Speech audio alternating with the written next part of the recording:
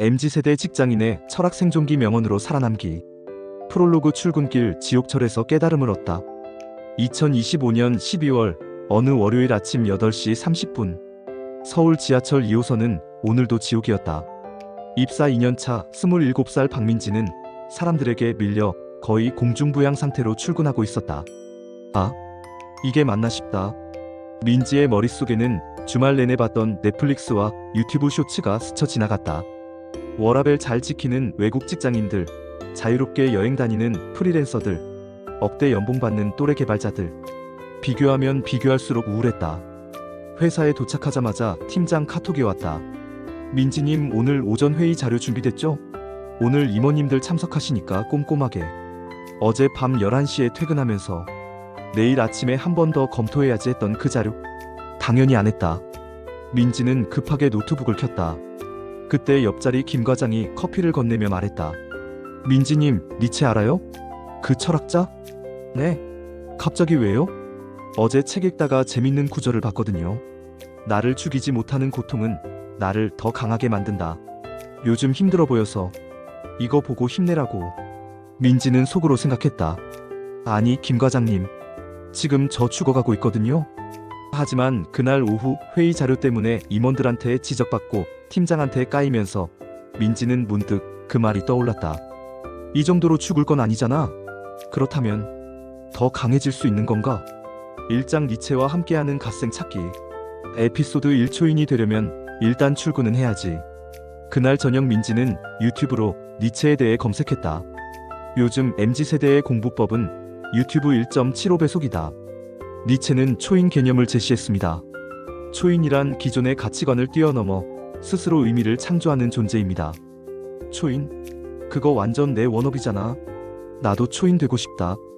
민지는 메모장을 꺼내 적었다. 니체의 초인이 되는 법 민지 버전 1. 회사가 시키는 대로만 하지 말고 내 의미 찾기. 2. 남들이 정한 성공 기준에 휘둘리지 않기. 3. 나만의 가치관으로 살기. 다음날 아침 민지는 평소처럼 회사에서 시킨 단순 업무를 하다가 멈췄다. 잠깐, 나 왜 이거 하고 있지? 이게 내 커리어에 무슨 도움이 되지? 니체는 말했다. 신은 죽었다. 이건 신이 정말 죽었다는 게 아니라 절대적 가치가 사라진 시대에 우리 스스로 의미를 만들어야 한다는 뜻이다. 민지식으로 해석하면 회사가 의미를 주지 않으면 내가 만들어야 한다. 민지는 팀장한테 제안했다. 팀장님, 이 단순 반복 업무 자동화하면 어떨까요? 제가 요즘 파이썬 공부하고 있는데 적용해보고 싶어서요. 팀장은 의외로 긍정적이었다. 오, 좋지. 해봐요. 에피소드 2 영어내기. 오늘이 무한 반복된다면? 금요일 저녁 민지는 친구들과 술을 마시고 있었다. 다들 회사 욕하기 바빴다. 아, 진짜 월급만 빼고 다 싫어. 우리 팀장 진짜 꼰대야. 맨날 야근 시키고. 나 이직 준비 중이야. 여기서 썩으면 안 될 것 같아. 민지도 동의했다. 하지만 집에 돌아오는 길에 문득 니체의 영어내기 개념이 떠올랐다. 만약 오늘 하루가 영원히 반복된다면? 솔직히 끔찍했다. 출근, 업무, 회식, 귀가의 무한 루프? 노 땡큐. 하지만 니체의 요점은 이거였다. 그 삶을 긍정할 수 있을 만큼 오늘을 의미 있게 살라는 것. 회사를 욕만 하고 불평만 하는 하루를 무한 반복하고 싶은가? 아니면 뭔가 배우고 성장하는 하루를 반복하고 싶은가? 민지는 결심했다. 월요일부터 달라지기로. 민지의 영어내기 체크리스트. 오늘 새로운 걸 하나라도 배웠나? 오늘 누군가에게 도움이 됐나? 오늘 내 커리어에 플러스가 되는 일을 했나? 이 세 가지 중 하나라도 예스면 오늘은 의미 있는 하루다. 에피소드 3 아모르 파티. 운명을 사랑하라. 한 달 후 민지는 프로젝트 리더로 발탁됐다. 근데 문제는 이 프로젝트가 완전 헬이라는 것. 마감은 빡빡하고 예산은 부족하고 팀원들은 다들 바빠서 협조가 안 됐다. 아, 진짜 왜 나한테 이런 걸 시키는 거야? 좌절하던 민지에게 김 과장이 또 나타났다. 이 사람 니체 전도사인가? 민지님, 니체가 뭐라고 했게요? 아모르 파티. 운명을 사랑하라. 과장님, 지금 저 죽겠는데 무슨 운명을 사랑해요? 이게 지금 힘들지만 이 경험이 민지님을 성장시킬 거예요. 2년차에 프로젝트 리더 해보는 거 완전 금수저 경력이잖아요. 민지는 생각을 바꿔봤다. 이 프로젝트를 나한테 떨어진 재앙이 아니라 나를 성장시킬 기회로 본다면 니체는 운명을 피하려 하지 말고 그것을 사랑하라고 했다. 어차피 벌어진 일이라면 그것을 최대한 활용하는 게 낫다. 민지는 이 프로젝트를 자신의 포트폴리오로 만들기로 결심했다. 과정을 하나하나 기록하고 배운 점을 정리하고 실패하더라도 인사이트를 얻기로 했다. 결과는 프로젝트는 성공했고 민지는 사내에서 인정받는 프로젝트 매니저가 됐다. 니체가 MZ 직장인에게 전하는 메시지.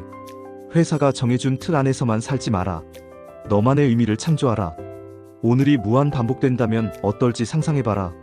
그럴 만한 가치가 있는 하루를 살아라. 힘든 상황을 피하지 말고 그것을 성장의 기회로 만들어라. 2장 소크라테스와 함께하는 회의 생존법. 에피소드 4나는 내가 모른다는 것을 안다. 입사 3년 차가 된 민지는 이제 후배들도 생겼다. 어느 날 신입사원 최하늘이 물었다. 선배님, 저 이번 프로젝트 제안서 작성해야 하는데 어떻게 하는 건지 하나도 모르겠어요. 이거 물어보면 무능해 보이려나요? 민지는 예전의 자신이 생각났다. 신입 때 모르는 게 많았지만 무능해 보일까봐 아는 척했던 기억. 하늘아, 소크라테스 알아? 네. 그 옛날 철학자요? 응. 그 사람이 한 말 중에 이런 게 있어. 나는 내가 아무것도 모른다는 것을 안다. 이게 진짜 지혜래. 하늘이는 이해가 안 간다는 표정이었다. 민지가 설명했다. 아는 척하는 사람보다 모르는 걸 인정하고 질문하는 사람이 결국 더 많이 배워. 나도 3년 차지만 아직도 모르는 게 천지야. 그래서 계속 질문하고 배우는 거지. 소크라테스는 무지의 질을 강조했다. 자신이 모른다는 것을 아는 것이 진정한 지혜의 시작이라는 것. 현대 직장에서 이건 완전 꿀팁이다. 특히 빠르게 변하는 업계에서는 모든 걸 알 수가 없다. 모르는 걸 인정하고 빠르게 배우는 사람이 결국 승리한다. 에피소드 5 질문의 힘 소크라테스식 회의 참여법. 월요일 오전 전사회의가 열렸다. 임원이 새로운 마케팅 전략을 발표했는데 민지는 뭔가 이상했다. 타겟층 분석이 좀 구식이었다. 하지만 감히 임원한테 반박할 용기는 없었다. 다들 고개를 끄덕이고 있었다. 그때 민지는 소크라테스의 방법을 떠올렸다. 소크라테스는 직접 반박하지 않고 질문을 통해 상대방 스스로 생각하게 만들었다. 민지가 손을 들었다. 상무님, 궁금한 게 있는데요. 이 전략의 타겟이 3040 세대라고 하셨는데 최근 데이터를 보니까 2030 세대의 구매력이 급증하고 있더라고요. 혹시 이 부분도 고려하셨는지 여쭤봐도 될까요? 임원이 잠시 멈칫했다. 그 부분은 고려 안 했는데 좋은 지적이네. 데이터 좀 더 보완해서 다시 제시하겠습니다. 회의가 끝나고 팀장이 민지에게 말했다. 민지님, 오늘 질문 되게 스마트했어요. 직접 반박하지 않고 질문으로 풀어가니까 분위기도 안 나빠지고 좋더라고요. 소크라테스식 질문이 기술. 1. 왜 그렇게 생각하시나요? 근거를 묻는다. 2. 다른 관점에서 보면 어떨까요? 다양한 시각을 제시한다. 3. 그렇다면 이런 경우는 어떨까요? 발레를 들어본다. 4. 제가 이해한 게 맞나요? 확인하며 대화를 이어간다. 직접 반박하면 적을 만들지만 질문하면 함께 생각하는 동료가 된다. 에피소드 6 너 자신을 알라 내 강점 찾기. 6개월 후 민지는 인사팀으로부터 피드백 결과를 받았다. 동료들의 평가를 보니 신기했다. 민지님은 질문을 잘해서 회의를 깊이 있게 만들어요. 분석력이 뛰어나고 논리적이에요. 가끔 너무 신중해서 결정이 느린 것 같아요. 민지는 자신에 대해 몰랐던 면을 발견했다. 자신은 그냥 소심해서 질문하는 거라고 생각했는데 다른 사람들은 신중하고 분석적이라고 봤다. 소크라테스의 너 자신을 알라는 단순히 자기 성찰만을 의미하지 않는다. 타인의 피드백을 통해 객관적으로 나를 아는 것도 포함한다. 민지는 깨달았다. 자신의 강점은 신속한 실행력이 아니라 깊이 있는 분석과 질문이었다. 그렇다면 이걸 더 살리는 방향으로 커리어를 쌓아야 한다. 소크라테스가 MZ 직장인에게 전하는 메시지. 모르는 것을 인정하라. 그게 배움의 시작이다. 직접 주장하지 말고 질문하라. 더 효과적이다. 끊임없이 자신을 알아가라. 피드백을 두려워하지 마라. 3장 공자의 중용으로 워라밸 찾기. 에피소드 7 과유불급 야근 중독에서 벗어나기. 4년차가 된 민지는 팀장 후보로 거론되고 있었다. 동기들 중에서도 가장 빠른 승진 코스였다. 하지만 대가가 있었다. 거의 매일 야근, 주말 출근도 찾았다. 어느 날 민지의 어머니가 전화했다. 민지야, 너 요즘 목소리가 왜 그래? 아프니? 아니에요, 엄마. 그냥 좀 피곤해서. 무리하지 마. 엄마가 예전에 읽은 책에 이런 말이 있더라. 과유불급이라고. 지나친 건 부족한 것만 못하대. 민지는 그 말을 듣고 멈칫했다. 승진을 위해 건강을 해치는 게 맞는 걸까? 공자는 중용을 강조했다. 중용이란 단순히 중간이 아니라 상황에 맞는 최적의 균형을 찾는 것이다. 민지는 자신의 일주일을 분석해봤다. 월요일부터 목요일 평균 야근 3시간, 금요일 회식 후 2차, 3차, 토 주말 근무 50%, 일집에서 쉬지만 회사 메일 체크. 이건 균형이 아니었다. 장기적으로 지속 가능하지 않았다. 에피소드 8 중용의 현대적 해석 스마트한 워라벨. 민지는 일하는 방식을 바꾸기로 했다. 공자식 중용을 적용하면 민지의 중용 워라벨 전략 1. 업무 시간에 중용 무조건 야근이 아니라 필요할 때만 집중 야근. 프로젝트 마감 일주일 전 오케이. 습관적 야근 노. 2. 회식에 중용 매번 다 가는 게 아니라 중요한 회식만 참석. 팀 워크숍, 중요한 네트워킹 고. 매주 금요일 의례적 회식은 패스. 3. 커리어 욕심의 중용 승진이 인생의 전부는 아니다. 일도 중요하지만 건강, 관계, 취미도 중요. 30살의 팀장 vs 32살의 팀장. 2년 차이가 인생을 바꾸진 않는다. 민지는 팀장에게 솔직하게 말했다. 팀장님, 저 요즘 좀 번아웃이 왔어요. 업무 효율을 높여서 야근을 줄이고 싶은데 괜찮을까요? 팀장의 반응은 의외였다. 사실 나도 그게 걱정이었어. 민지님이 너무 무리하는 것 같아서.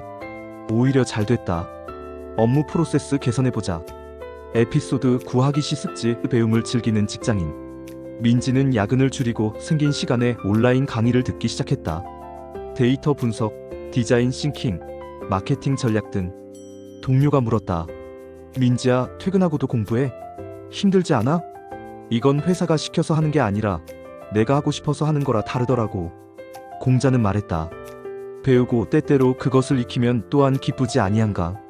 중요한 건 시때때로 적절한 때에 무리하지 않고 자신의 페이스에 맞춰 꾸준히 배우는 것. 민지의 학습법. 출퇴근 시간 팟캐스트로 업계 트렌드 듣기. 점심시간 업계 뉴스레터 읽기. 저녁 시간 주 3회 1시간씩 온라인 강의. 주말 관련 책 한 권 읽기. 억지로 하는 공부가 아니라 즐기면서 하는 학습. 이게 지속 가능한 성장의 비결이다. 공자가 MZ 직장인에게 전하는 메시지. 과하지도 부족하지도 않게 상황에 맞는 균형을 찾아라. 워라벨은 사치가 아니라 지속 가능한 커리어의 필수 조건이다. 배움을 의무가 아닌 즐거움으로 만들어라. 사장 윤봉길 의사의 결단력으로 커리어 전환하기. 에피소드 10 결단의 순간. 이직할 것인가 말 것인가. 5년 차가 된 민지에게 헤드헌터로부터 연락이 왔다. 스타트업에서 프로덕트 매니저로 영입하고 싶다는 제안이었다. 연봉은 현재의 1.5배, 스톡 옵션도 있었다. 문제는 안정성이었다. 지금 회사는 대기업, 스타트업은 리스크가 크다. 게다가 업무 영역도 완전히 달랐다. 민지는 고민에 빠졌다. 카톡으로 친구들에게 물었다. 민지의 고민 카톡방. 가봐. 지금 아니면 언제 도전해봐. 근데 스타트업 망하면? 대기업 나와서 후회하는 사람 많아. 연봉 1.5배면 고거 아니냐? 결정을 못 내리던 민지는 우연히 독립기념관 전시회를 보러 갔다. 거기서 윤봉길 의사의 일대기를 봤다. 24세 나이에 거사를 결행한 윤봉길 의사. 그의 유명한 말 한 사람의 목숨으로 1000사람을 살릴 수 있다면 그것은 가장 값진 삶이다. 에피소드 10일 나를 위한 거사 과감한 선택. 민지는 깨달았다. 윤봉길 의사의 결단은 단순한 용기가 아니었다. 명확한 가치관과 목적이 있었기에 가능했다. 민지도 자신에게 물었다. 내 커리어의 목적은 뭐지? 답은 명확했다. 안정적인 월급이 목적이 아니었다.